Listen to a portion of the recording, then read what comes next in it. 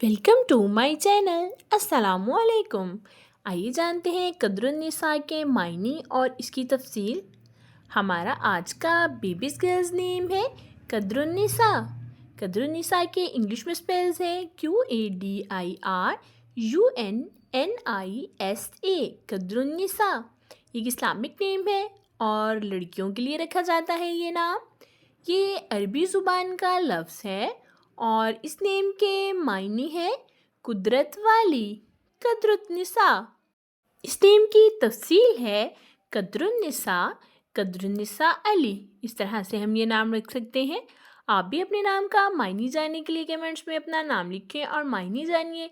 And अपने नाम की स्पेशल वीडियो बनवाने के लिए भी आप मेरे कमेंट बॉक्स में अपना नाम कमेंट कर सकते हैं। And please like the video, subscribe my channel. Okay dears, फिर मिलेंगे न्यू नेम न्यू वीडियो के साथ। अपना ख्याल रखिएगा, दुआओं में याद रखिएगा। अल्लाह हाफिज़।